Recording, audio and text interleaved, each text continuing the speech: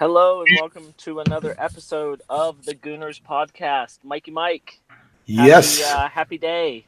Happy day. A deep run in the cup started on Saturday. You know how much I love going deep in cups. I know. I've I even been I, around you in cups, and it's hard to get you away from them. I even texted you a picture the other day from the doctor's office of a cup that I was planning on You going did, deep into. you did.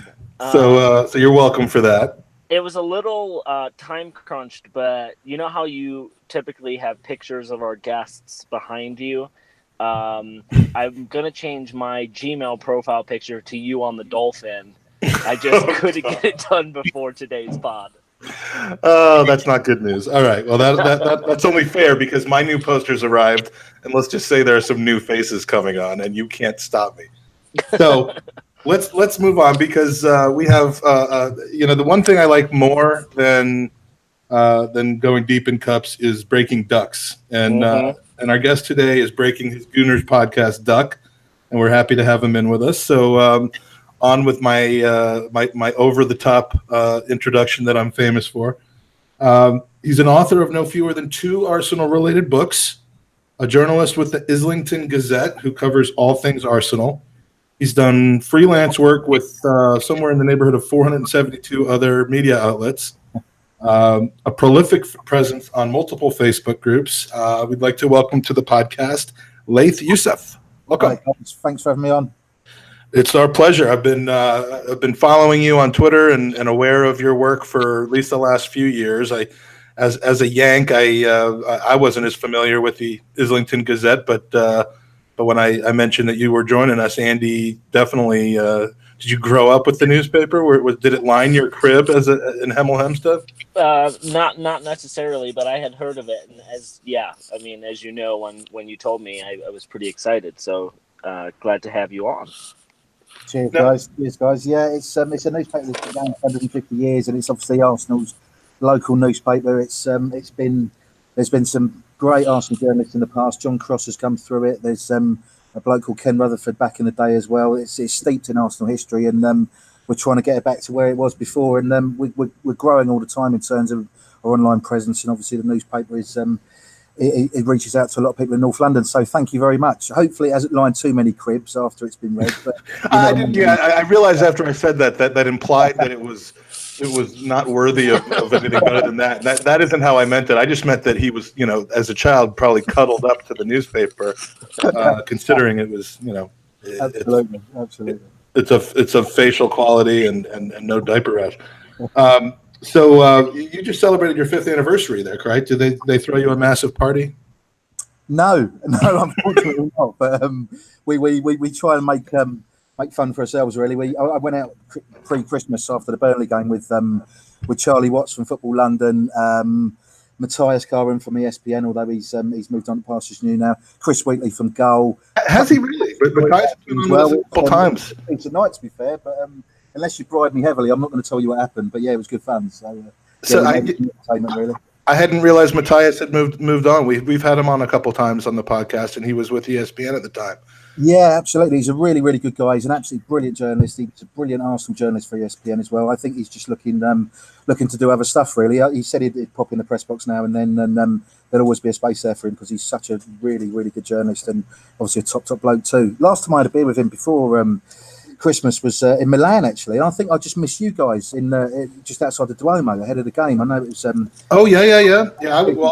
I was there with Joey Murphy. Andy was chilling in Denver, but yeah, that was too bad that we missed you there.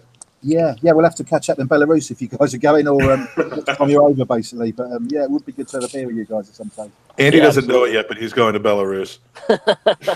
I'm sending him to Belarus.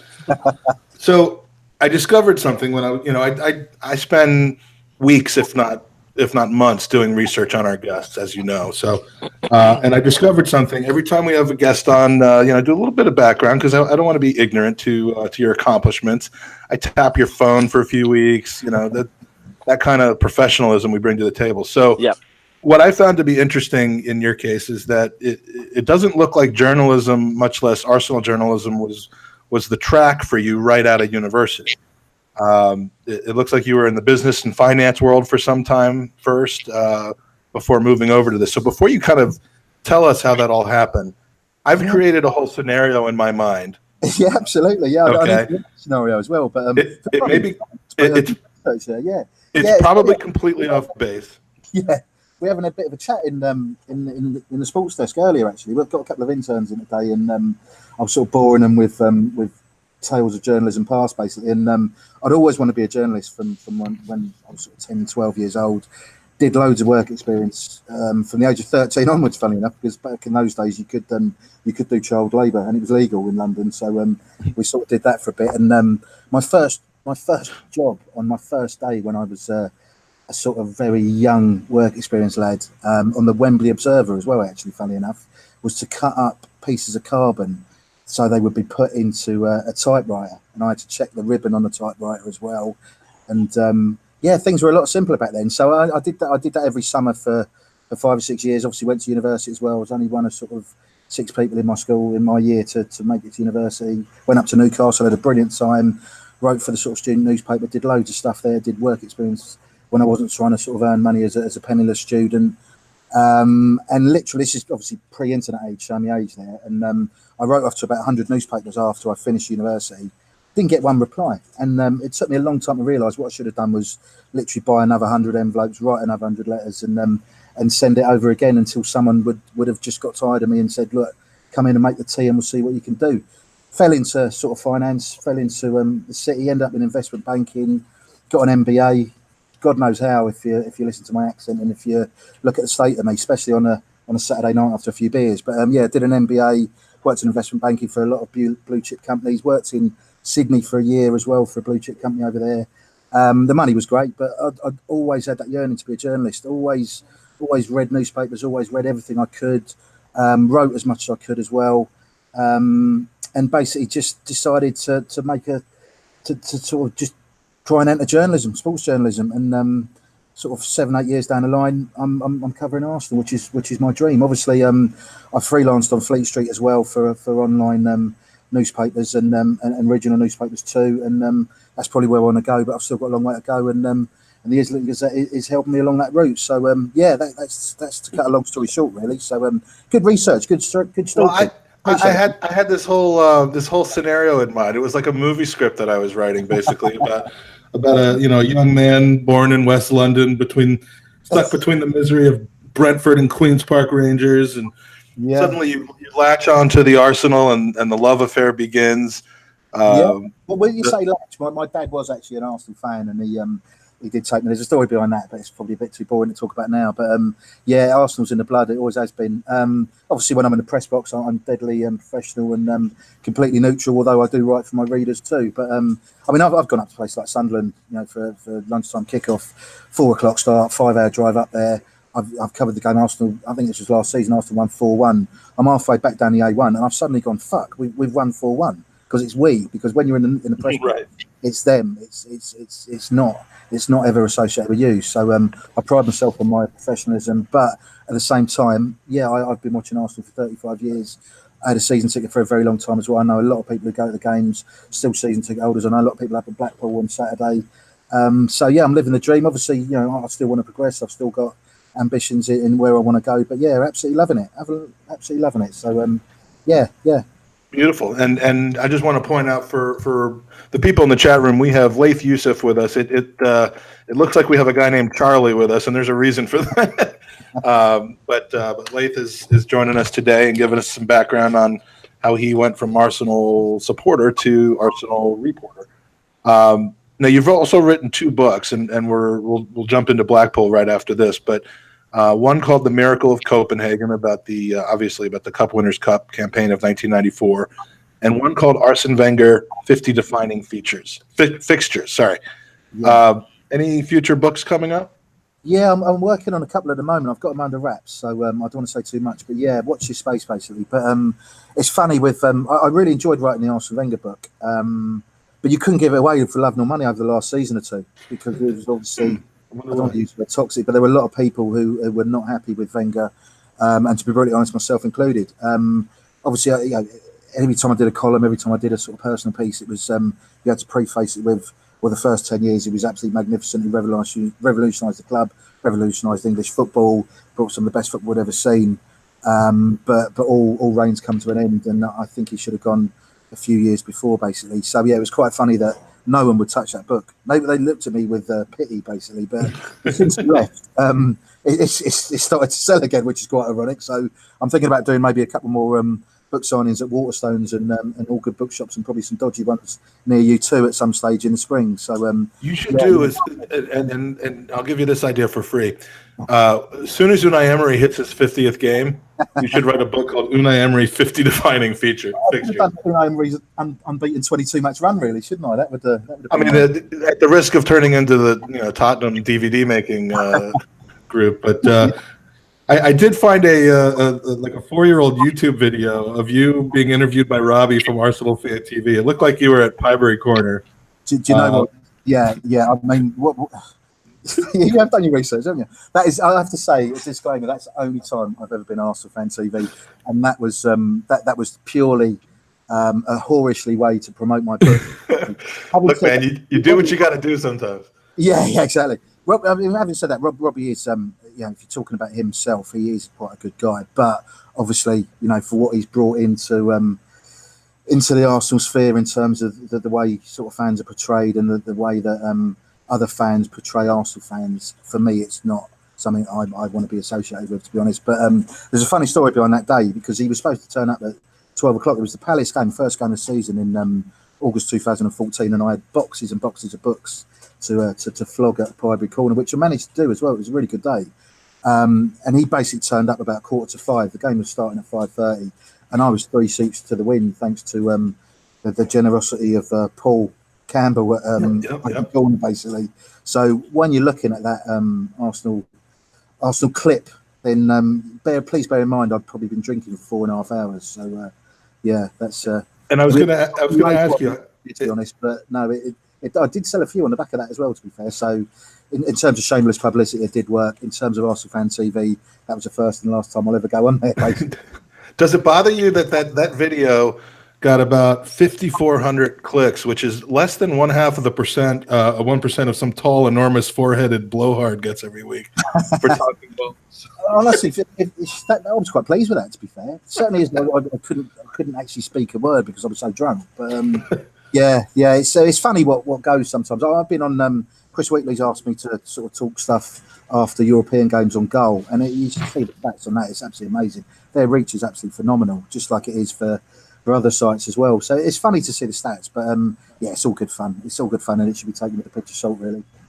Yeah, I mean it's good stuff. You spend the time to write a book, you want to get the word out. Yeah.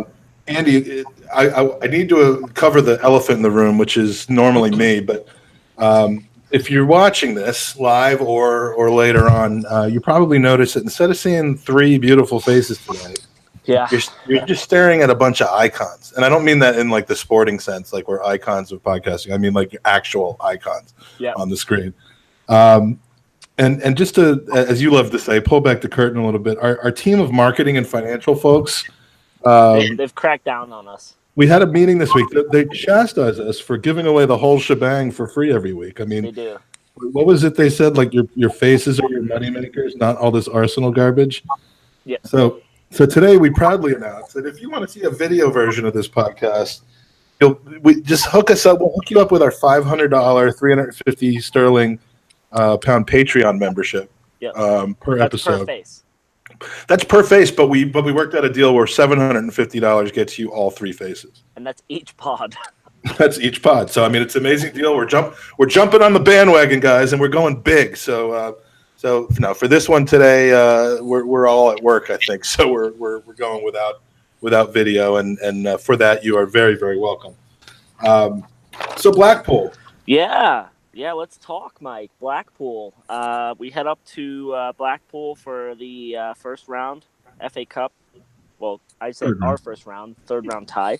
And had a pretty comfortable win, Mike. 3-0, but it could have been comfortabler. Comfortabler. And you know about comfortabler because the guy, Layth, he fires pedicurists like nobody's business. So we faced the same team in the League Cup at home a couple months ago. We beat them by 1 goal. This one always had to feel like that it would be no problemo, though. I mean, with the chaos going on with Blackpool and their owner, who looks like what I would imagine an 84-year-old cowboy porn star. I mean, kept showing the guy on television, and I knew that they had some wacko owner, but I'm like, that can't be the guy. That literally cannot be the guy, but it is. So, I mean, with him looking like that and being as old as he is, what are they so upset about? I mean, if they just hold off for like 12 or 18 more months, dude's going to croak. Layth, you were in the house for the game, though. I mean, it had to be kind of one of the stranger vibes of an FA Cup that you probably covered or attended. Yeah, absolutely. I mean, where to start with Blackpool Football Club? I mean, I don't know how much you guys know about the Oystons, but they're beyond parody. They're absolutely beyond parody. I've got to be really. He's a convicted rapist and defamation, but at the same time, he's been in the High Court for being prosecuted for sex cases. Jeez. He's had a High Court ruling against him in terms of money being found to be diverted from the club into his own family's personal coffers, and yet he's still there, and he's brazenly there. His son is chairman, basically nominally chairman. He's the one who pulls the sort of purse strings, because there is no money that they put in, certainly, and then allegedly they're taking a lot out as well. The feeling in the town, I got there. It was a fair old drive. It was a 5-hour drive up from the south up to Blackpool on Saturday, and I managed to get there a bit early and sort of walk around the town. You could see the tower. It's a sort of poor man's Eiffel Tower, to be honest, but it's a very, very depressing, compellingly depressing seaside town. But at the same time, it was it used to be the Las Vegas of northwest England. Anyone in England, someone would have gone to Blackpool at some stage. I think it's a sort of, I don't know about Atlantic City, where you guys are, but it's something like that, but a lot less glamorous, basically. So I had a look round, and there was a lot of Blackpool fans who were really, really unhappy. There was a lot of singing about sort of anti-Oyston songs. I saw a car that was driving around. Obviously, they're the Tangerines, bright orange car with flags saying Oyston out. They were sort of slamming on there. There was all sorts going on. There's a proper boycott that was going on. I think there was something like 3,000 Blackpool fans that were actually in the ground. Which were they out and about in the pubs and nearby, though, in numbers? Or yeah, I mean, admittedly, there was far more Arsenal fans there. I think there was 3,777 Blackpool fans officially, and officially 5,218 Arsenal fans. It felt like there was a few more than that. I know Sunderland took 7,000 up there for their League One league game a couple of days or just after New Year. It was a strange atmosphere. You're absolutely right. Arsenal were all around the ground. There was no singing from Blackpool fans. The fans. They're not defeated, but they're completely gutted about what's going on to their club.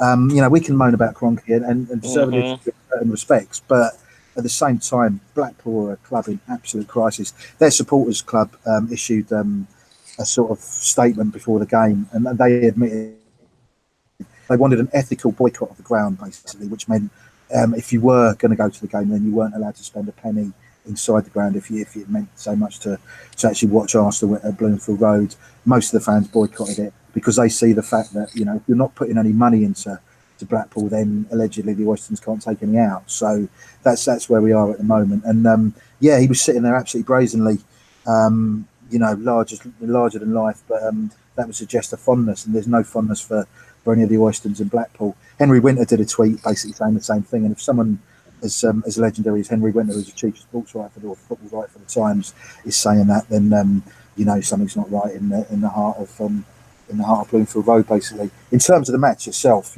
Joe Willock, I've tracked his progress. I've watched him for the under-18s, under-21s, under-23s. It's great to see Arsenal youngsters come through. He scored 2 goals. Obviously, Iwobi scored the other. It was comfortable. It was a strange atmosphere, but Arsenal were never really challenged. Armand Nangelay had a couple of chances, but prior to Arsenal's first goal, but Arsenal were never really threatened. Blackpool played better in the Carabao Cup game that you mentioned earlier back in October. Yeah, I was at that game, and there were some moments towards the end of the second half where the game was in the balance. Yeah, absolutely. I mean, Paul O'Connor scored for Blackpool that night, and he obviously played on Saturday as well. Mark Bowler played, who was an Arsenal Academy graduate. Obviously, never never made an appearance for Arsenal, but it's great to see someone like that forging a career in league football. He played that night as well. They've got some half decent players. Jay Spearing played. He was captain on Saturday. Mark Howard did all right, although you could argue he could have maybe kept out Willock's second goal on the day on Saturday. But Blackpool haven't got a bad side. Ironically, they got promoted from League Two last year through the playoffs. And Blackpool's a club prior to the Oysters. I think a lot of people had a soft spot for them just because of the 1953 Cup final. I never understood why it wasn't the Mortensen Cup final. He got a hat trick, and they call it the Matthews Cup final. Thankfully, both players, former players, are sort of commemorated outside Bloomfield Road with statues, and deservedly so. But there was a lot of sort of love for Blackpool prior to the Oysters turning up, and it was a really, really strange atmosphere. Obviously, in terms of their playoff, again, there was a boycott there. I think it was 4,000 or 5,000 Blackpool fans at Wembley, but there should have been 30,000 or 40,000. They got promoted. If ever a set of fans didn't want their club to be promoted, it was Blackpool last season. Ironically, they did. They're doing all right under Terry McPhillips. So I stayed for his press conference after the game. Press conference. It was in a sort of back room in the bowels of Bloomfield Road. I mean, I've covered everything from non-league to Champions League. I'm used to it, but it was quite funny watching Nuno Emery in a former classroom with the tables upturned around the back of it and sort of seats everywhere. But Terry McPhillips spoke really well. He's in a difficult position, the Blackpool manager. He can't really be seen to criticise his so-called owner. But he was complimentary about Arsenal. He was complimentary about Unai Emery. He said Unai Emery was very, very dignified and respectful after the game in terms of the performance that Blackpool put out.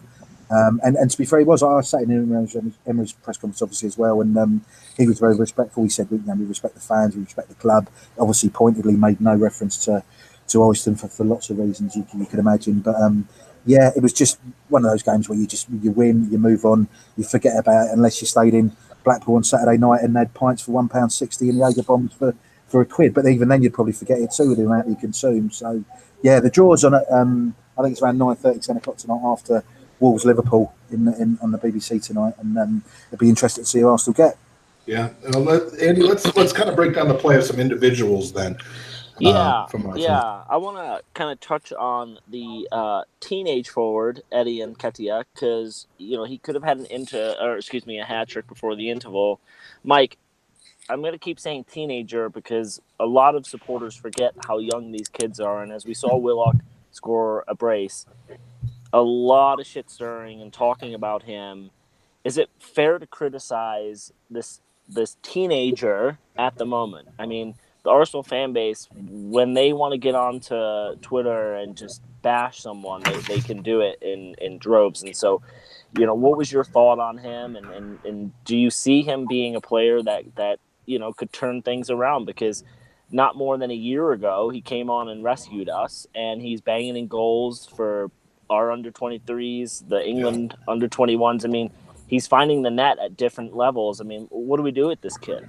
Well, Andy, as we know, you're obsessed with teens. The reality of remember 2 years ago we did that pod with Miguel Delaney where you couldn't go. You said you were in Mexico. I think you were in the Philippines, actually. If you know what I'm talking about. Terrible. Eddie Nketiah. All right, look. I got into it Saturday night with some people, very handsome young people that normally I agree with on things. But let me first say, and Dro the Gooner in chat, I agree. I think he should go out on loan. I think that's the best thing for him. But there's an opinion that we've seen enough from him to know that he's never going to make Arsenal first team. And, criticism is fair. He missed some opportunities yesterday. We've seen a lot of people miss opportunities, but that doesn't tell the whole story of his game. I thought he was overall pretty good in the game. He got in some good positions. He's got pace, which is obvious. He's had 14 appearances with Arsenal's first team, 3 starts. The others are all 10, 5, 10, 1-minute cameos at the end of games in Europe, Europa League dead rubbers and League Cup games. So, it seems really reactionary to me, given the fact that he's had that little time to adapt. He's, like you said, banged them in at every single level. I first heard about him 3 or 4 years ago listening to Danny on the Bergkamp Wonderland because they would recap, U18 games and U21 games, and every single week, dude was scoring a brace.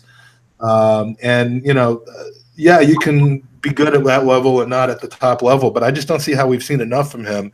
Mostly playing on the right wing in the games that he's played on the first team, which isn't not really his position. But and it makes me wonder, like, we're the same people feeling the same way about a guy like, I don't know, Serge Gnabry, who in 2012 to 2014 really never played much for us, went on loan for 2 years, came back, I think, and played a summer with us where he looked pretty good, and then was sold, and everyone's been whining ever since that we gave up on him too early. And I just think that we don't know what Eddie Nketiah is going to be yet, and we might need him for the rest of this season to get his feet wet if anything happens to our top two strikers. Layth, what do you? I mean, have you seen enough from the kid yet, or is it too soon to say that? Yeah, I mean, you guys make some really, really good points there. I've been tracking his progress from, obviously cover all levels of Arsenal, the under-18s, like I say, the under-21s, under-23s. I've been tracking him. He's an instinctive goal scorer, but instinctive goal scorers thrive on confidence, and he looked low on confidence on Saturday. I think you're absolutely right in terms of if you miss a chance, you're allowed to be criticised in terms of that chance. If people are criticising you going, he's not going to make it, well, that's completely different, because if you miss 2 chances in 10 minutes in the game, okay, well, yeah, maybe you should be scoring. But the fact he's getting in those positions in the first place indicates that he is a fox in the box and he knows what he's doing. I would put him on loan. I'd put him on loan for 6 months. But if you do that as an Arsenal player, it is sometimes a poison chalice, because I can't think of too many Arsenal players who've gone out on loan for a considerable period of time and come back and then made a career at Arsenal. Jack Wilshere potentially at Bolton. That's the one that came to mind. Yeah. I mean, obviously, Jenkinson as well. I think you guys are going to talk about him shortly. But 2 seasons at West Ham, he didn't play that much because he was injured anyway. And I know he's back inside at the moment. But there's not that many players who've gone out on loan long term, come back and made it at Arsenal. Saying that, I'm really excited by him. You can't judge him by those 10 minutes. No. Blackpool, just like you can't judge him for the 2 goals he scored against Norwich, as encouraging as that was on his debut. He is a really lively player. He plays off the back of the shoulder of the last defender. He's an instinctive goal scorer, as I say. He just needs a run of games. He needs a bit more experience. I've been covering the under-21s in the Checkatrade Trophy, which, if some of your listeners aren't particularly, sort of familiar with it, although I know you've got some really, really hardcore fans in America too. It's basically a sort of convoluted tournament where Premier League clubs have deigned to enter, and they've deigned to enter their under-21 side, and they play against first-team squads from the League One and League Two, basically, which are 3rd and 4th tier in English football. And I think certainly someone like Joe Willock, back I was saying you as well, that Sacco, is massively benefited from playing against seasoned pros in the lower leagues. I covered every game of the 4 games they played in the Checkatrade. They beat Coventry 3-0. There was a really good performance from Middlesbrough Row that night at Coventry. They got a pretty poor loss back in October, if I remember, right around Halloween. Yeah, I was going to say, they got spanked 6-2 at Cheltenham. I was at that game as well. Charlie Gilmore got sent off early doors, which was a learning curve for him anyway. And Cheltenham they played really well and completely capitalised on that. The crunch game was a 3-1 victory at Forest Green Rovers, which incidentally is Britain's only vegan club. And I've had the food in there; it's absolutely fantastic. And if you know how much I love my food, then that's high praise indeed. Sacco played really well. That night. Forest Green Rovers had a chance to progress, and they could have got another big sort of scalp in the next round, and they were up for it. There was only like 2,000 there, but they only get 2,500 for league games. So the crowd was really behind the home team against Arsenal. Arsenal, the youngsters played so well that night. They qualified for the first knockout round. Unfortunately, lost 2-1 at Portsmouth. Koscielny came back that night. He hobbled off with cramp with 5 minutes to go, but ostensibly it was a young side again that night. And those youngsters, go back to my original point, was that they just benefited so much from playing against men and playing against seasoned pros in the lower leagues. And I think that's where Eddie Nketiah needs to go now. Obviously, if you can get him a championship side, that's great. But anyone in League One, League Two, for a 6-month loan up to the end of the season, potentially playoffs, if the team they've gone to is doing well, then that's what he needs at this stage. And I note today, actually, Arsenal have actually appointed a loans analyst consultant, which basically means they're going to go through, they're going to crunch all the numbers, all the data, going to work out which players need to go on loan, whether they can go on loan, whether it would benefit them, which clubs are available, and they're basically going to do that over the next couple of weeks. Talking about loan players, I did actually ask Unai Emery the other day at the pre-Blackpool presser at the club's training ground, London Colney, whether Emil Smith-Rowe was going to go out on loan, and he said no. Basically, he said maybe, but he said no for January, which is good because someone like Emil Smith-Rowe, I think, is at a further stage of his development than someone like Munich. But for me, Eddie needs to go out on loan, and the sooner the better, basically. Absolutely. So, Mike, when we play a team like Blackpool this early in the FA Cup, it's great for these teams to get the run out and get that first team opportunity, not only for their confidence and self-belief, but obviously resting players. Willock scored the 2 goals. It was nice to see him get forward in the match. It was nice to see him bag the brace. This is the type of experience we expect these guys to kind of grab the bull by the horns and take advantage. And where we saw Nketiah maybe fall short, we see another teenager actually jump on the opportunity. And, credit to the youngster, because the few times I've seen him play this season in our first team, he's looked decent, and that's nice to see. Yeah, I mean, we used to criticize in many cases certain cup competitions, early rounds, our previous manager for playing kids. And I think the issue was really, and I can't substantiate this with data, but it felt like the team was just all kids, and there was no continuity or any kind of dragging up and mix and matching. And where I think we're getting the last couple of years under Arsene Wenger, as well as continuing on now with Unai Emery, we're getting a kind of a mix where there are 3 or 4 people who are on the brink of the first team, who are like nailed on starters in these kinds of games, mixed in with veterans and older players, more experienced players who might need a run out, or have the health and have the legs to be able to do it. But Willock is one that seems to be in the ascendancy, if you will.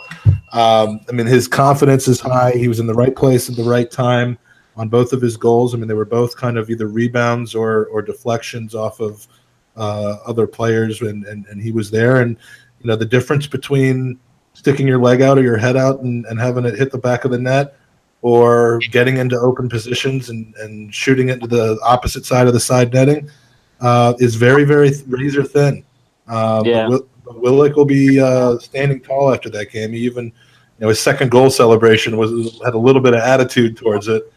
I like to see that, because he's whenever he walks on the pitch next, he's going to walk on there with confidence from that game. And whether it's a 4th round game against Portsmouth, or whether it's the last 30 minutes of a Premier League game, so be it. It's good for him to have that confidence. Yeah, absolutely. And another person I kind of want to give a quick shout out to was Ramsey. I thought he really pulled the strings in midfield yesterday. It appears, Mike, as though with Koscielny being substituted, or removed from the squad very shortly before the match, Ramsey was told to play a little bit deeper, and I felt like he was pinging passes, and yet again, another reason that it's going to be hard to see him walk away. And you hear a lot of the fans chanting, we want you to stay, or something along those lines. It's going to be tough to replace someone who can just slot into a position and make it his own, whether it be 45 to 90 minutes. He can certainly do that, and it's going to be a big hole we're going to have to fill. Yeah, he's absolute class, pulling the strings against the mighty Blackpool, preparing for his time in the feeder league. He's class. I get it. He's leaving. I'm fine with it being this month. We just gotta. I heard from our Italian correspondent, Rocky, who we had on the pod last year to talk about the Allegri rumors. That was not that it wasn't enjoyable, but that was a waste of an hour and a half. But Rocky says that he's on the inside in Italy with Juve, apparently, and he says there's absolutely no truth to the Benatia swap rumors of sending him our way in January to seal the transfer. So, if not Benatia, we'll take Ronaldo or Dybala or something like that in exchange, and just let Ramsey go. I'm done. I'm done. You look good, but I'm done. And then I just want to do a quick shout out on the third goal of Iwobi on the score sheet. Nothing spectacular with his goal, but it's nice to see him on the score sheet. He's continuing his run of form this season and improving. And confidence booster for him. I'm sure. He seems like he is the Unai Emery type of player. He's getting matches, and that's what we want to see in these young guys. Mike, is just this confidence boost. Like how, on a scale of 1 to 10, how offside was he when he scored the goal? Right. I was just going to look at you guys. You both of you make some really, really good points and really interesting points. Just going back a step, talking about the sides that were sort of put out under Wenger. Yeah, there was a lot of youth. We all remember the 2007 League Cup final against Chelsea. Yeah. It was like playing with one hand tied behind your back. You've got to have a mix of experience and youth. And if you look at Saturday's side, it was. I mean, obviously everyone's talking about Joe Willock. He's 19. Eddie Nketiah's 18, 19. Iwobi's 21, 22. But Maitland-Niles as well, 19. But you've got that. Allied with that, you've got people like Petr Cech in goal. Socrates, who's first choice centre half. Who else was playing? Kolasinac, who's a big unit as well, who can look after himself. Obviously, like you say, Ramsey pulled the strings, albeit against a Blackpool side. And that was a really good mix. And if you looked at the bench as well, obviously, Jenkinson was named as sub and replaced Koscielny in the warm-up, basically. But you had Guendouzi, who's 19, although he plays first-team football. Mm-hmm. He was sat next to Zach Medley. No, number 47, Zach Medley. I watched him on the Youth Cup run last season. He didn't have the best of games against Chelsea over the two-legged final, but he's certainly one to watch. He's made his first team debut for the club. Saka again was on the bench, who came on late on. Again, you had Torreira sat next to him. You had Lacazette, who came on as well. So it's a real mix of youth and experience. It is exactly what you want for games like this, because no one wants Arsenal to get to April and they run out of steam because you've been playing your first team away to Blackpool in the third round of the FA Cup. But on the flip side of that is you have to respect the tournament and you have to have a team that is going to compete against season pros, and that's exactly what they did. In terms of Ramsey, I've done a lot of stories on him. Last time I talked to him was in the mix zone at Sporting Lisbon after the game in the Europa League in I think it was late October in Portugal, and he wants to stay. He wants to stay. As far as I know, my understanding was, talking to a few people in and around the situation, he was offered a contract of 225 grand a week prior to Gazidis leaving. Sanae and Venkat, who came in, I talked to both of them. They were given a bit of a tour of the media room prior to a league game earlier in the season, and a lot of people stopped and talked to them, and they were really, really, really professional. You could see they're really skilled people and they're going to do a great job for Arsenal. But Sanae just didn't seem to want to pay 225 grand a week to Sam Ramsey, and literally, funny enough, a couple of weeks later, that offer was withdrawn. And as far as I know, there's obviously no offer on the table. If Arsenal were to change their mind and offer something, it wouldn't be more than the 85, 90 grand a week that Jack Wilshere was on before he left as well. So you just get the feeling that Unai Emery just doesn't rate Aaron Ramsey as a long-term Arsenal central midfielder, basically, which is a shame because, stats aside, and, there's a couple of many blokes out there who've scored winning goals in 2 FA Cup finals. He's been at the club since 2008. He knows the club inside out. He's got a great ethos. He had an absolutely stellar season, obviously before he broke his leg, or he had his leg broken, I should say. That's still a contentious issue with me and a lot of other people as well. But, he's, if you're going to get rid of him, if you're going to go to Juventus, and my understanding is that it was a story that broke from Mediaset, potentially via the Times as well, but I think Mediaset had a bit more information. They were offering, I think it was 34 million euros over a 5-year contract, which in my terrible maths is around 30 million a year, which is, I think, equates to around 125 grand a week, which you could argue, where did it all go wrong, 125 grand a week? But that's not anywhere near what he wanted in terms of the original deal. But I think if Arsenal offered him 125 grand a week, he'd stay, and he'd stay for 4 or 5 years. And, if you are going to lose him, how much are you going to pay to get another midfielder in? Are you saying 125,000 or 225? 225 was the offer that was then withdrawn. Juventus are offering him 125 grand a week, basically. That's my understanding in terms of where we are at the moment. He's on what, 140 now? Something like that, yeah. So, you can argue, you could put in a bit of bonus money as well. But end of the day, what do you want to do? Do you want to play for Arsenal or do you want to play for Juventus? And then, as far as I'm concerned, if I was him, I'd play for Arsenal, because you can only sleep under one roof. You can only drive one car. Obviously, you want parity with your teammates. But I think that 350 grand a week that Arsenal gave Mesut Ozil back in January has hampered them considerably in terms of offering further contracts to other players. in terms of Iwobi, I was going to touch on that as well. I just made a note on that. I covered the game at Barcelona a couple of years ago in a new camp when Arsenal lost 3-1. I think Nenny scored that night. Alex Iwobi was at 18, 19. He ran the show that night. He was absolutely fantastic. That was like on a Wednesday night. I remember coming back and going straight to Goodison Park for a Sunday. I think it was a Saturday lunchtime game actually, and he scored at Goodison Park. Arsenal won 2-0. I remember thinking like, this lad has got a massive future ahead of him. He's got technique. He's quite strong. He's quick over 5 or 10 yards. He's got, he had good vision. He was steeped in the Arsenal ways coming through the academy, and it just never happened for him. And you can argue, well, was it his own attitude? I know he was snapped at the party, although admittedly it wasn't the day before Forest. It was a couple of days before, and he breached no rules as far as I can remember. But it just didn't happen for him. And you can argue maybe Wenger didn't bring out the best of him. Under Emery, the first couple of months of the season, he absolutely shone. He was flying. He's had a bit of a dip as he's wont to do, but he could be a very, very important player for Arsenal. Just needs to keep progressing, basically. And like you say, his goal, admittedly, it was offside, but at the same time, it was a good flowing move. And talking about another youngster, I don't know how far they showed the start of that move, where you guys are, but Ainsley Maitland-Niles basically did a drag back outside the box at the start of that move. I love to see a bit of skill. He had quick feet, good technique, good vision, but equally it was efficient. It was part of that move. It freed Ramsey, who then played the ball in the middle, and it was just great to see. And that was an archetypal Arsenal move.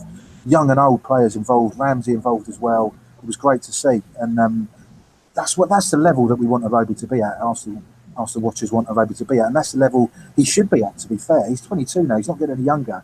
This is a time for him, basically, and I think under Emery he can shine. He just needs to keep working, basically. I don't think that I heading back to Ramsey for a second. I don't think I realized that the pay packet that he was getting from Juventus and being offered by all these other teams was that small, given that he was arriving on a free. I mean and I've been asking this question for a long time. When you're offered a contract for $225,000 a week, how long is acceptable for that contract to sit there unsigned? Yeah, I don't. That's a really good question. I don't think it was the fact that maybe he and his advisors were sort of pondering over crossing the T's and dotting the I's. It was the fact that Gazidis was going to leave Arsenal when he was on a 3-month gardening leave. That coincided with the offer we'd withdrawn. If Gazidis was still at Arsenal, I've no doubt whatsoever that contract would have been on the table until Aaron Ramsey signed it, basically. Obviously, with Gazidis leaving, we're no longer being in power in terms of where he was with the changes that were going on prior to him leaving for AC Milan before Christmas after the end of his 3-month gardening leave. That changed everything, basically. And I know his advisors were shocked about that as well. They did a couple of tweets which they hastily deleted back in October, I believe, and that changed everything, basically. But I don't understand why Arsenal don't offer him $125,000 a week. I really don't. I mean, what at least throw your hat in the ring and compete, Yeah.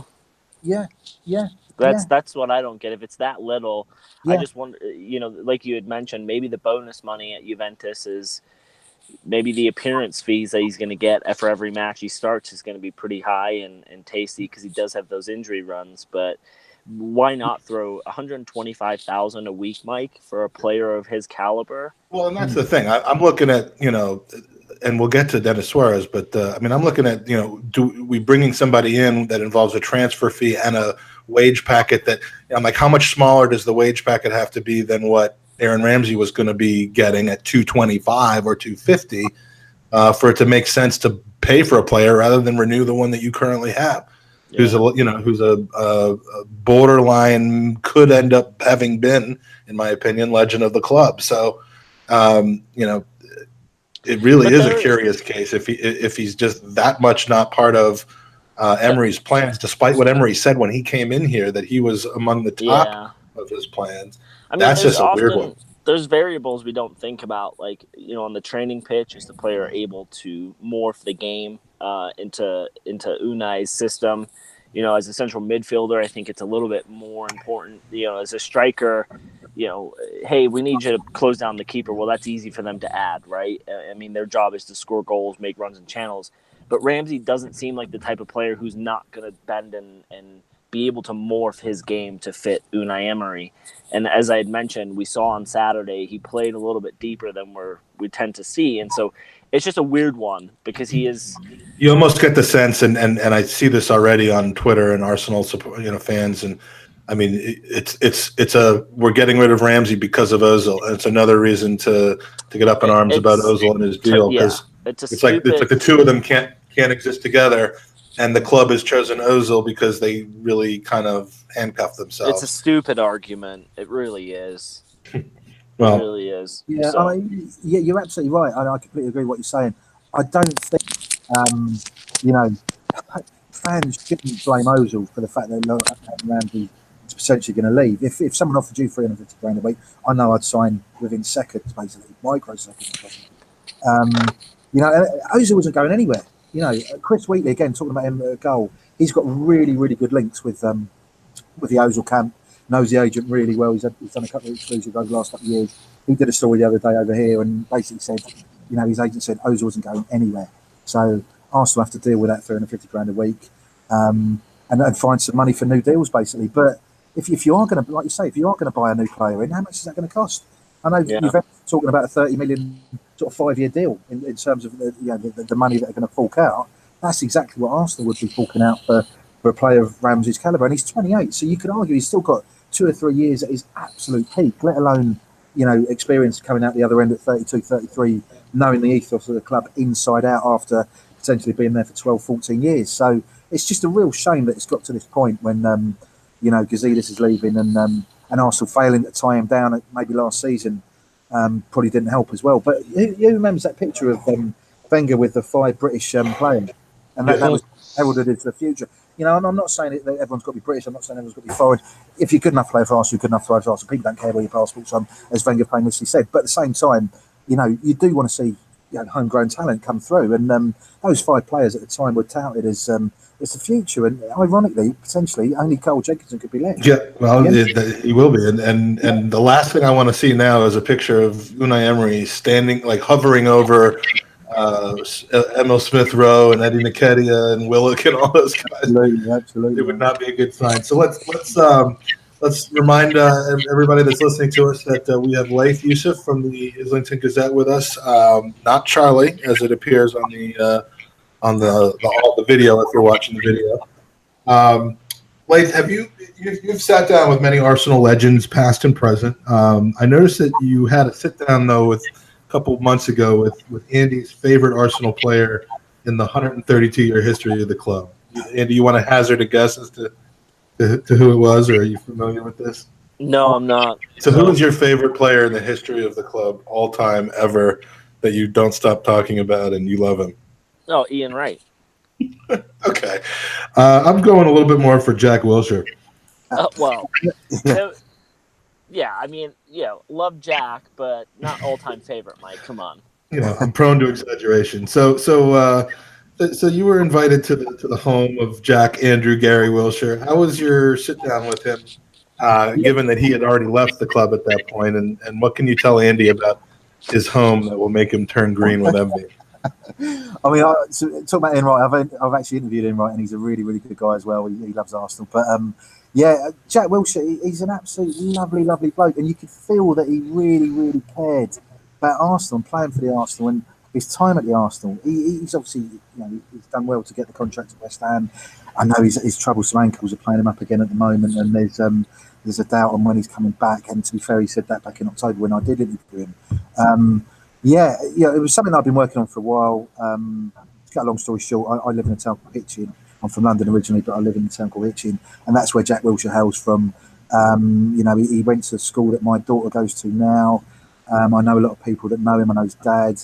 And basically, we eventually sat down and had a really nice chat. We talked for about an hour and a half, 2 hours, and I think I did something like 12 exclusives at the end of it, and it got picked up by a lot of places. But I've just got to say, he's an absolute gentleman. Some people have got a perception of Jack Wilshere being, a bit of a rogue and this, that, and the other. But he does a lot of stuff for local clubs. He cares passionately about local football. He actually watched Hitchin Town play against Solihull Moors in the first round of the FA Cup. And again, I don't know if you know, but Blackpool knocked out Solihull Moors in the second round. So Hitchin could have been playing Arsenal. They're only 2 rounds away from that, but he cares about his local town. He knows about the team. He really, really cares about Arsenal Football Club, and that shone through basically. And we talked about the Barcelona game along with a million other things, and you could see his face light up when he talked about Arsenal. He's obviously really happy at West Ham, and he wants to do as well as he can there. And he said himself, West Ham are a good club, and he wants to do as well as he can for them. But you could see he was a Gooner. Once a Gooner, always a Gooner, and it's just such a shame that he got those injuries. And I asked him as well. I said to him, do you think the injuries have had an effect on your career? And he said straight away, yes. Because we all remember him as that 19-year-old running the show against Barcelona. I asked him about, Pep Guardiola down in with faint praise about, we've got 30 of Jack Wilshere's in La Masia. But, and that was one of the stories as well. He basically said, Pep Guardiola killed me with that line. But at the same time, Jack Wilshere ran the show against Iniesta, against Xavi. Messi was on the pitch as well. And that was the level that we wanted Jack Wilshere to be at for a long, long time. We all remember his goal against Norwich City, that 20-pass move that was in Arsenal's DNA over the last 25 years. And there was so much more to give from Jack Wilshere for Arsenal Football Club. But it was just the injuries that curtailed him. And I remember talking to him about David Winner. He did a book on Dennis Bergkamp, basically. And there was a bit about Dennis Bergkamp, towards the end of his career. Dennis Bergkamp said he strapped up his ankles and his touch was never the same because of wear and tear over 20 years playing football at the top level in Holland and Italy and obviously England. Jack Wilshere's got nowhere near that in terms of the longevity, but he's got strapped up ankles and he's still got metal bolts in his ankles. He beats her when he goes through customs. He will never have the ankles of a 19-year-old again, and certainly not Jack Wilshere's ankles from when he excelled against Barcelona. And more's the pity, because you do feel that he's never going to be at that level again. So arguably you would have to say Arsenal and Unai Emery made the right decision. Again, he wasn't asking for the world though, in terms of a new contract. He was on 85, 90 grand a week plus bonuses. I think there could have been an offer of around 130 around a year ago, 18 months ago. I know if Wenger had stayed at Arsenal, he would have signed the contract basically, because there would have been a contract put out to him. That's what he told me. That was one of the stories as well. But yeah, the 4-1 or the 3-1, I should say, victory Arsenal over West Ham back in August. Wilshere looked off the pace that day, as much as it hurts me to say it, because he could have been a world-class player, and he was a top player for the spell of 18 months, at least 12 months when he was 18, 19. And he, to be fair, he wasn't bitter, he wasn't resentful of Wenger. I did ask him if he was resentful about Wenger playing in the red zone. He was full of praise for Wenger, and he blamed himself. I mean, he shouldn't have done that either, but he did say, when you're that age, all you want to do is play football. And he didn't care whether he was tired, didn't care whether he was in the famous red zone. He just wanted to play for the Arsenal, and that's what he did. And he lived the dream. But it was just a real shame to see where he is now compared to where he could have been at 19. Basically, in terms of the way he was an absolute gentleman, very knowledgeable about sport, very passionate, and a top bloke. Can't speak highly enough of him. Well, that's why Andy loves him. Andy also, by the way, has the ankles of a 19-year-old. It's just that he keeps them in a cabinet in the room next to the front door, which when I visited, it's pretty gross. But Denis Suarez, there's a little bit of discussion about Denis Suarez, although he's been called Daniel Suarez in the chat. He's kind of the latest man that we've been linked with. And when you were in the presser with Unai Emery, he didn't exactly rubbish the rumors like he did with Keylor Navas and Cahill in the past, did he? Yeah, absolutely. I've missed an Emery press conference for a while now, and you do sort of get to realise what his code is, and you read it between the lines. And he was asked about Cahill, I think, was it after Burnley? It was maybe after Fulham. And he just said, no, we're not talking to Arsenal, I'm talking to him. And that it killed the story stone dead. Whether they sign him or not at the end of the month is a different matter entirely. If there's any more injuries, or Koscielny's injury at Blackpool is proved to be more serious. But at the same time, he was emphatic. He said, no, there's nothing for Cahill. Obviously, Keylor Navas was mentioned the other day as well. Again, he dead-batted that. He's got a way of dead-batting things. Basically, you think, is there something behind that? And you do wonder sometimes. But what was interesting, you're very right to pick up on it, was when he was asked about Suarez. I think Charlie Watts asked about it on Saturday. He just said, I don't know. If they weren't interested, he would have dead-batted that and said, we're not in for him. There's a lot of history between Emery and Suarez. The pair at Sevilla in 2015. Suarez labelled Emery one of the best coaches around and claimed that the way he treats players is exceptional. So I think Suarez would be really, really interested in signing for the Arsenal, as he should be. To be fair, he's obviously, he signed for Man City when in 2011. I think he won the Fans Young Player of the Year award in 2012. Obviously joined Barcelona in 2013. Started to play for Barcelona B. He's a very, very good player. Emery was asked on Saturday as well, where would he play him? Or no, where was his strengths? He basically said down the left or right ring. He could play either flank, really. And I know he's been quoted or allegedly quoted as saying he's beginning to wake up from his Barcelona dream. Obviously said it was a dream to play for Barcelona, but with less and less game time, fewer and fewer minutes, I think he's questioning his worth at the new camp, and I think he wants regular football. And I think if he comes to Arsenal, he'll certainly get regular football if he's played down the flank, because Arsenal need an injection of pace, and he's certainly the man to provide it, basically. So yeah, watch your space, basically. Yeah, I mean, I think there are some people crossing their fingers for that, and some others trying to tamper the optimism that he's going to be the next best thing. But look, I mean, we're suffering from some injuries right now, and you guys who were maybe borderline cutting it anyway, Mkhitaryan, Welbeck, and the such are on the shelf. So why not? Yeah. Question. Welbeck as well. Sorry, just to say his contract runs out at the end of the season, as we know, and it'll be interesting to see if he ever dons an Arsenal shirt again.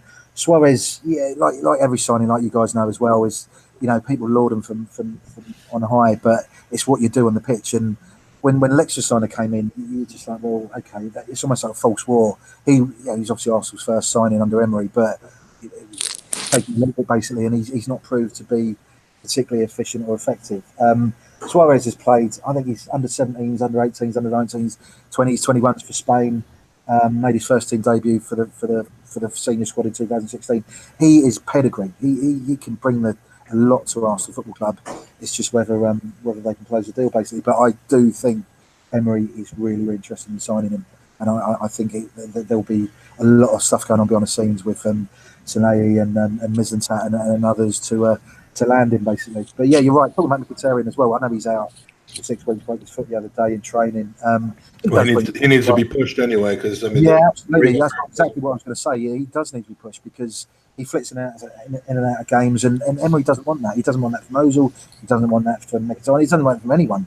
To be an Emery side week in, week out, you have to be able to press, and you have to be able to press effectively, and you have to be able to work hard, equally off the ball as on the ball, and until he gets that right. And I think it's going to take two or three windows until he gets the side he wants, basically, and the squad he wants.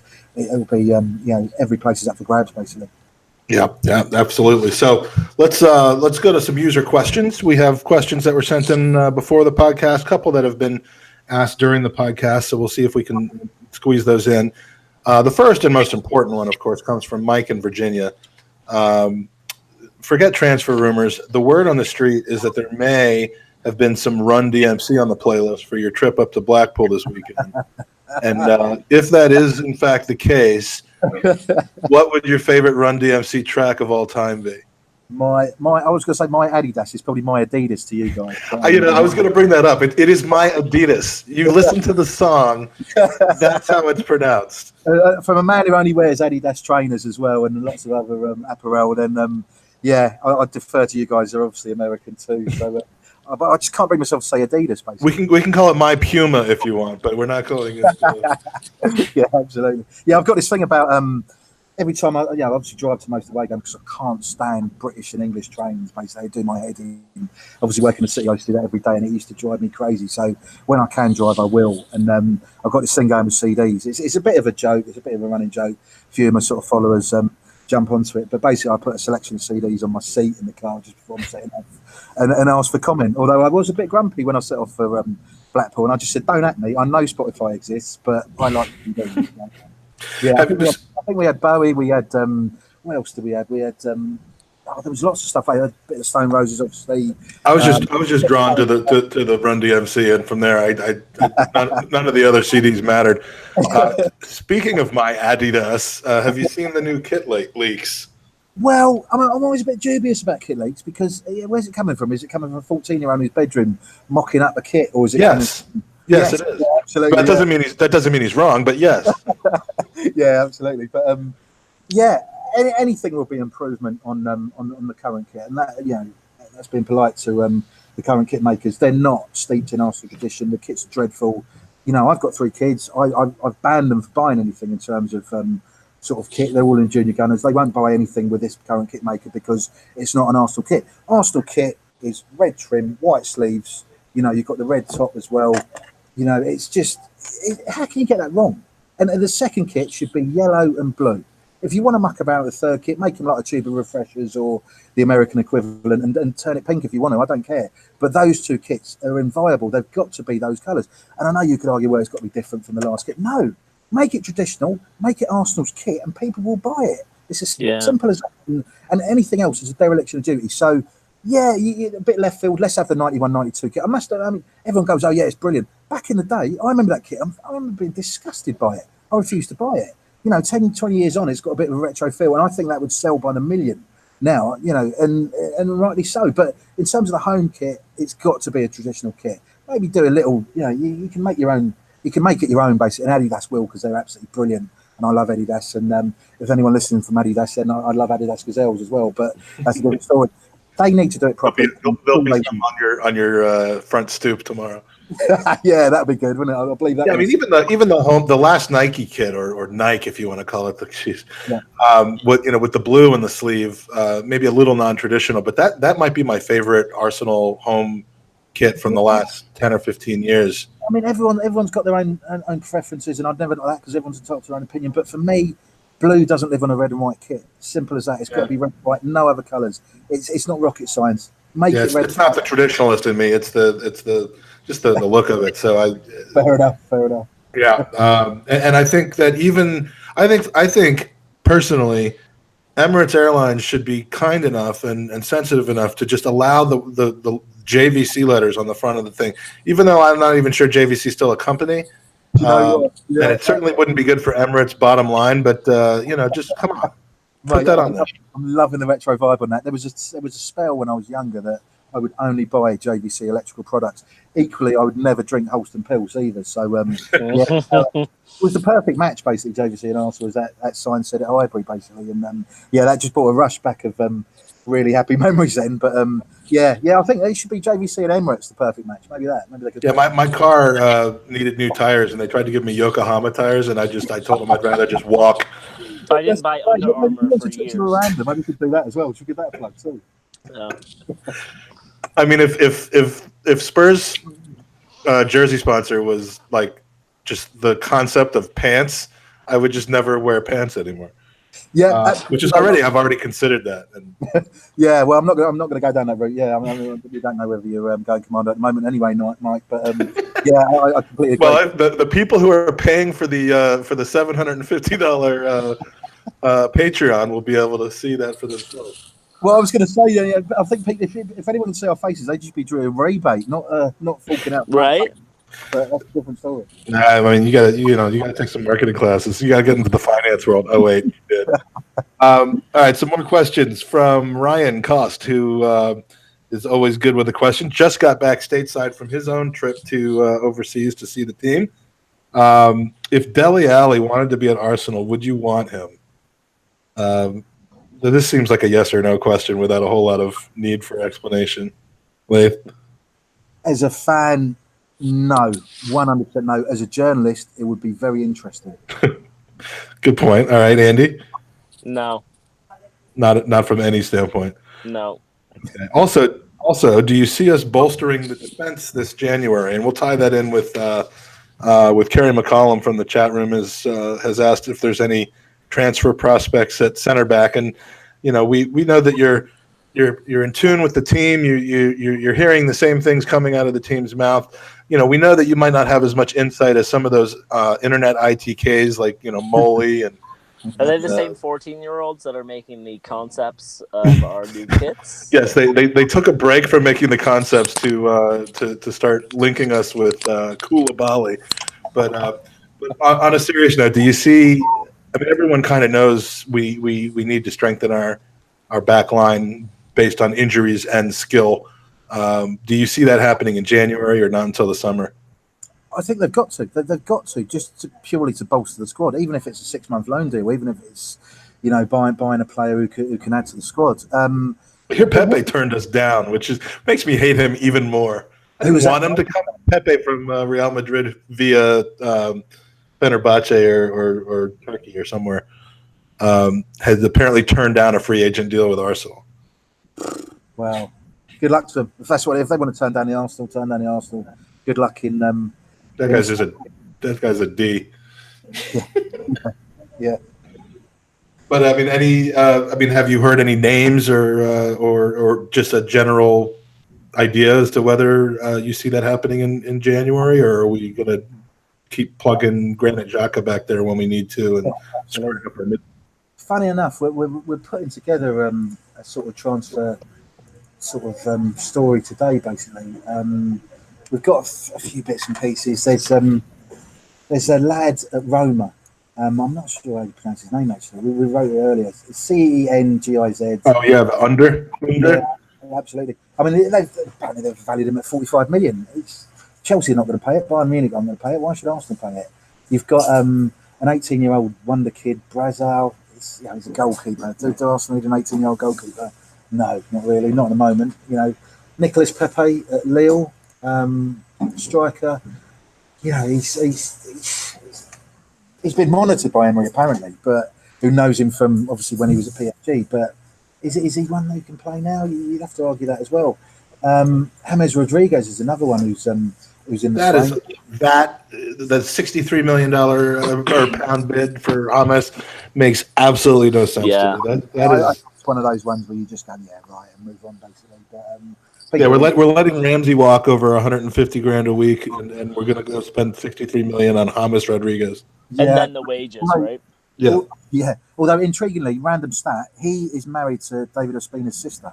So, So I'm sure Ospina's told him how wonderful of a time he's had at the club. absolutely, yeah. From his boat away in where is he? In Turkey at the moment, isn't he?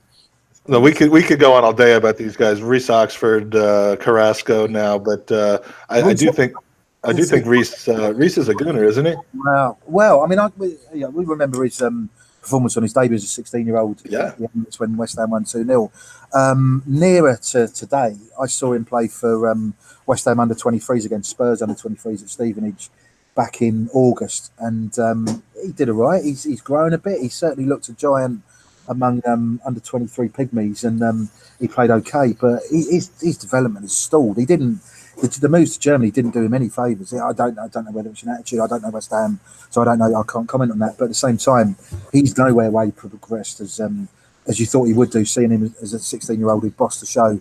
He's the Gideon Zellum of West Ham, is what you're telling me. Yeah, he could be. Yeah. Although, I wrote a piece for 442 about Zellum about 5 years ago, and we're still waiting, aren't we, to see whether he's going to come through. I know he did all right at Rangers, but will he make it at Arsenal? I don't know. But then, obviously, you mentioned Gnabry earlier. He's pulling up trees at Germany, left, right, and centre at the moment. So, another German or another player who went to Germany was a lad who played for Stevenage last season on loan, whose name escapes me. He's Kalen Hines. I interviewed him a couple of times. I did a couple of features for the Gazette and various other places, and he spoke a good game. He had pace to burn. He didn't really impress that much at Stevenage, but Wolfsburg bought him for $2 million in the summer of that summer, which is 18 months ago now, and they basically cancelled his contract last summer. And I don't think he's got a club at the moment. He's a really good lad, and he deserves to play league football. But it just makes you wonder who. Is it luck? It's like Nick Hornby said in Fever Pitch, talking about Gus Caesar. You do all that, you jump through all these hoops, and ultimately it's still not good enough when you play for the first team and you found out. But Reece Oxford for Arsenal, no chance. I wouldn't see that in a million years. Yeah, and Mike Hernandez apparently has some sources, and he says that we've bid 63 million and £1 for James Rodriguez. So consider that one done. That pound is quite important unless you're Luis Suarez, basically. Exactly, we get both Suarez's for the money. Speaking of Suarez, from FC Abrao, says Dennis Suarez. I believe if he comes, it has to be because of his versatility and will be deployed as a winger for us. I think we all agree on that, considering that we take Unai Emery at his word. Both FC Abrao and our good friend Sebi have also weighed in with the same question. Just said in two different ways. Has the time come to admit that Jenko deserves to start over Lichtsteiner? And with the state of our shambolic defense, do you think it's time Arsenal give Mr. British Corps survivor Corporal Jenkinson more game time in the league? For me, now Bellerin's on his way back, but I mean he's not going to be playing 2 games a week when that starts back up in February. So what do you think? Absolutely, emphatically, yes. Obviously, Bellerin needs he's going to be there as and when he comes back. But Jenkinson deserves his place. I think his game against when he played against Karabag, and I wasn't particularly complimentary of my player ratings and on social media as well at the time. I think it was his fourth appearance of the campaign, and he didn't really impress that night either. But he's one of those players who will always give his best because he's that type of player, and obviously because he's steeped in Gooner history as well. I think his granddad was a Gooner, his dad's a Gooner as well. They've got a stone outside Arsenal, and that's got to count for something. And I know there's a lot of goodwill from Arsenal fans towards Jenko as well. You certainly heard it. You certainly heard it 2 days ago. Yeah, absolutely. Yeah, they were singing his name loud and proud after the game and during the game as well. I know he spent last season on loan at Birmingham, but he did miss a large chunk of it after dislocating his shoulder on his debut. He's just he had 2 years on loan at West Ham. It didn't work for him. I know he's injured again then, but we're looking at the Jenko that played for England against Sweden in that infamous, famous, whatever you want to call it, the 4-2 when I am Zlatan scored all 4 goals basically. And you thought, right, he's going to be in and amongst the squad. He's going to keep sort of appearing for the England side, but it just never really happened after that. He's 26 now. You could argue Wenger played him a lot out of position. I think Martin Keown said the same thing before Christmas, just in terms of Jenkins was played a lot on the left hand side as left back when he's a natural right back, and to play him anywhere else isn't going to do him any favours. Basically, I think he made 57 appearances in his first 3 seasons at Arsenal, which was encouraging, and that was a good start. But I think he played 9 times for Arsenal in the last 4 years prior to sort of the start of this season. And I think it was a game against PSG in the Champions League that just ruined him. I seem to remember that was I think that was a game that we played right around American Thanksgiving, it just, he never really came back from that, and he might have been overmatched, he might have been out of form, he might have been hurt, but Andy, is there still a talented enough player to deputize? I mean, compare him to what Lichtsteiner's been doing the last couple of months. Yeah, I think it makes it even more obvious. Yeah, you're only as good as your last game, and if you look at the form of both players, I think he deserves to start over Lichtsteiner, Goldstein. Yeah. But does he deserve to start over Lichtsteiner though? Because Lichtsteiner, I just told you he does. Player. Okay. I just told you he does. Okay. Lichtsteiner Goldstein is what I call him. Okay. And I allow you to do that. Okay, so and another Jenko question from Fredo. Would you rather have Ozil's career or Jenko's? On the one hand, you got World Cup winner, top 10 player under some metric, I suppose, beloved but hated as well, or quietly plugging away at a nothing career but at the club you love. Those are his words, not mine. But I think if you're going to take that, you're going to take Ozil's career because you're ultimately ending up at the club you love, right? I'm not sure where the irony lies in that statement. I know. It's a great question, Fredo, but I'm going to take Ozil's career. Because at the end of the day, if you meet any hater, right, you just got to show them a picture of you in the World Cup trophy, and you win. That ends all. And your girlfriend. That ends it. Every time. Yeah, absolutely. So you're going with Ozil as well, Layth? Oh, got to be, yeah. I mean, Jenkinson's a Gooner and he loves playing for the club, just like any Arsenal fan would love to play for the club. But there's nothing else you need to win, surely. I don't know, man. I mean, Jenko, I don't have my calculator right now. So what's 40 grand a week times 50? That's about £2 million a year, or am I getting that completely wrong? The romantic in me wants to say Jenko. And you get to wear the Goonersaurus costume. Yeah, every game if you wanted to be fair. Yeah, I mean, we have a theory I have a theory that that's what he's been doing the last 2 years. Is Jenkinson. Do you know what? Gunnersaurus used to follow me on Twitter and he doesn't follow me anymore. I was really disappointed. Dick. I wonder if it is Carl Jenkinson after read my player ratings. Had enough of me on Twitter, basically. He came to Washington, D.C. The NBC that televises the games over here did a Washington, D.C. fan gathering for all the games one weekend. And and Gunnersaurus was there, and we just kept asking. We're like, dude, you're Carl Jenkinson, right? And then he just was shrugging his. He wasn't saying no. It was like that Unai Emery thing where he wasn't rubbishing our. No, he was rubbishing. There was no denial. It is Carl Jenkins. You never see them in the room together, same room together. That's what I'm saying. That's what we're saying. That's what we're here to say. Okay, a couple more to knock out, and then we'll wrap it up. From Tommy Sevens. By the way, Tommy Sevens has found himself a 9. But should we put Mainsley at the wide right attacking position ahead, up front more often, even ahead of a healthy Mkhitaryan? And before you answer, we have a follow-up on that from Patricio, whose Twitter name is @cockroach34. Says, no time should be spent discussing this. A simple yes will do. What do you say, Lay?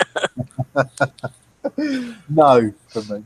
No, okay. So, because we've all tried to – we know that and by the way, Mainsley is Maitland-Niles, in case you couldn't figure it out. But Mainsley, in our mind, just you can plug him in anywhere, but that's not necessarily what you want for him out of his career. It is to just be plugged in anywhere. So trying to figure out where his best and most productive position was going to be, assuming it isn't going to be in the center of the pitch, where he probably would prefer to be. Yeah, and a lot of us, love the right wing back position, or just flat out right wing if you've got 3 up top and 4 in the back. Yeah. If I can add a few more words apart from just no, Yeah. I don't think Arsene Wenger did him any favours playing him at left back and on the left side of midfield and centre forward or wherever else he played him. Basically, he's a right-sided player. I think he would work as a right-sided midfielder. He's not a right wing back. I don't think he's dynamic enough. I don't think he's pacey enough. Defensively, in terms of discipline, he's still got a lot to learn. He could fill in at right back as well. But is he a long-term choice for right back? No. So He's got the hustle. Every squad needs a versatile player, and he's certainly got a career at Arsenal if he carries on progressing. And I was at just on a sort of side note, I was at a press conference when I think it was before the Carabao game actually, when he spoke so eloquently and so passionately and so well about racism and the racism that he sadly experienced himself. And I was very, very impressed with him that day. I think a lot of people were. Purely for that, he deserves a long-term career at Arsenal. If you're talking about him as purely on the pitch as a right winger, no. As a right wing back, no.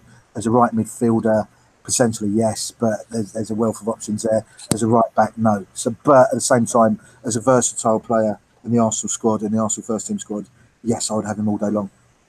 So where was the natural position then? Keeper? No, right of midfield. Oh, okay. 4. That's in a 4. And if you're playing anything else, it's not going to work, basically. Okay, well that's a tough hill to climb then, but yeah, we love him. Anyone who can rise up and play the way he has when after what his mother was up to at the club a few years ago is a pro in my mind. So no comment. Also from Mr. Sevens himself, from Tommy, is it really Stan Kroenke's fault or financial fair play that's holding us back from spending at the moment?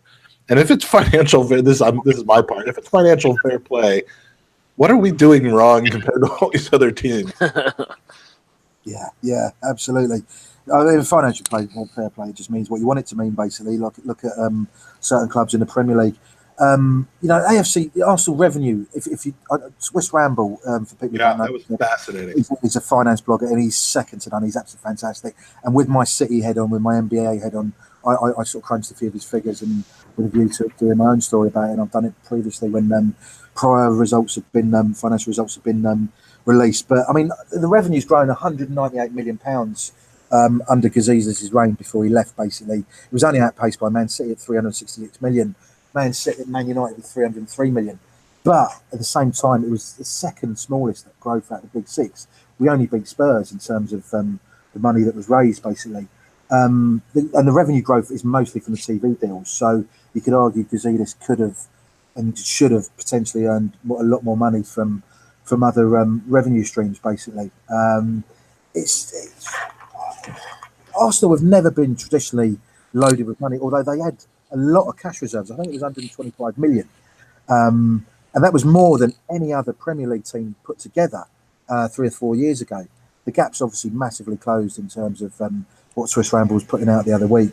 And you've also got the point about Gazidis saying 4 or 5 years ago, maybe in 2013, when Arsenal were ready to compete with the likes of Bayern Munich. Well, there was a gap of 127 million in terms of revenue last season. I think they whittled it down to 82 million, but they're going to lose 40 or 50 million in terms of lost Premier League, Champions League revenue this season. So that's going to impact as well. So Arsenal basically treading water in terms of finances, and that is going to have an effect basically in terms of where they go basically. So yeah, I think it does affect them. There isn't as much money as people think. I think on the flip side of that is if Arsenal need to sign someone at a certain level, they will, even if it goes over the budget by 5 or 10 million. They will do it. They won't just go. Well, it's who's deciding what the word need means is the issue there. Exactly. And to be fair, that's why they fell down. Because they were never going to sign. They're never going to spend 75 million on a Virgil van Dijk at centre half. They'd happily spend 35 million on Mustafi, and that extra 40 million has arguably cost them certainly a Champions League place. Arguably, that's a great point. Tilt of the Premier League basically. So, the money is there, but it's not as much as it should be for a club of Arsenal size. There are different revenue streams coming on tap all the time. You've obviously got the money from Miranda as well. As ethically debatable as that is, there's other stuff coming on too.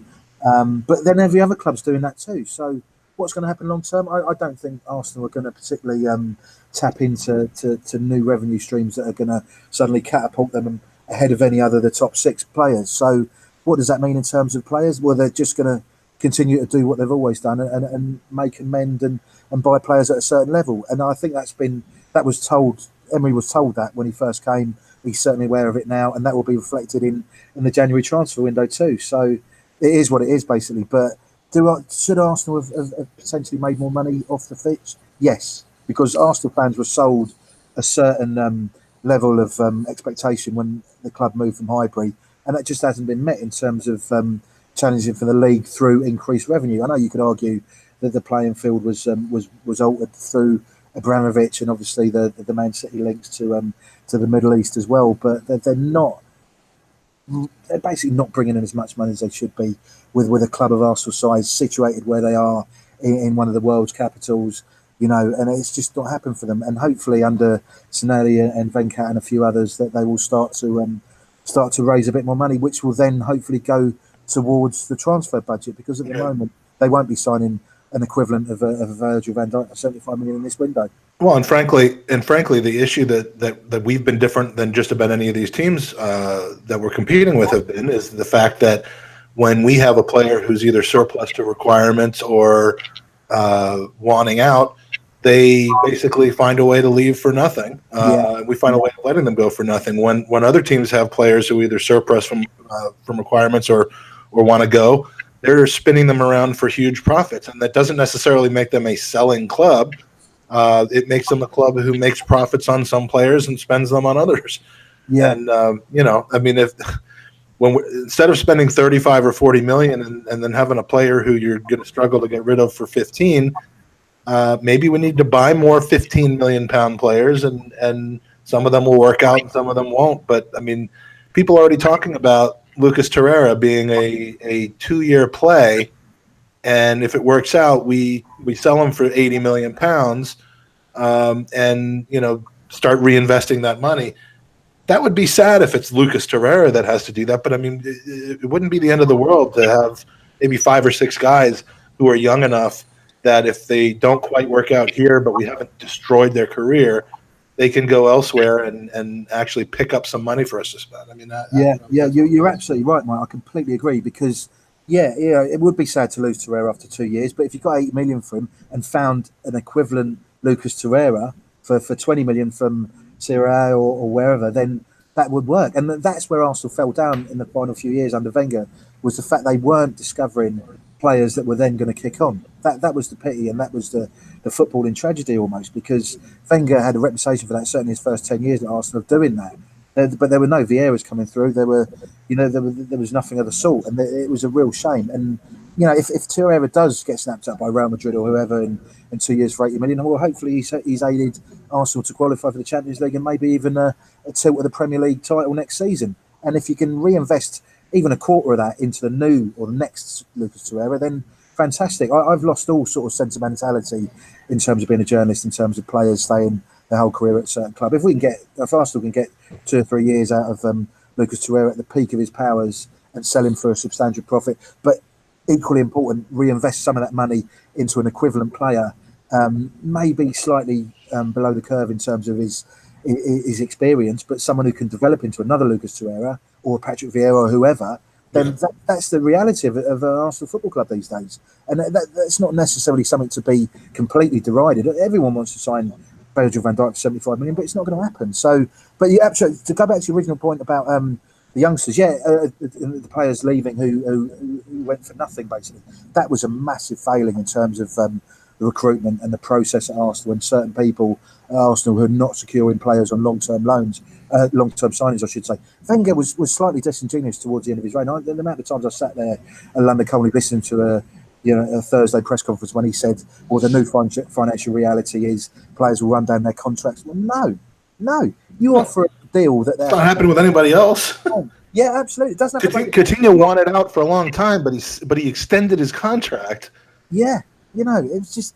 It didn't have to be like that. And Arsenal, it was almost a dereliction of duty from certain people in the club not to at least put someone like a Jack Wilshere on a new deal, whereby if someone like West Ham did want to sign him at a reasonable fee, you'd get 10, 15 million for him. Because if you want to sell the 19-year-old Jack Wilshere who played in that 2-1 victory against Barcelona, how much would you got for him? And for him to go on a free transfer, I know it was obviously the lack of agreeing the transfer, lack of agreeing the contract, but to let him go for nothing after the promise he showed was absolutely dreadful, and it was really bad business in Arsenal's point of view. And that happened to a lot of players, like you say, and it shouldn't happen, basically, and it has done, and it's just bad business, and it's bad business for the accounts as much as a team, and it shouldn't happen from now on, hopefully, with a new setup.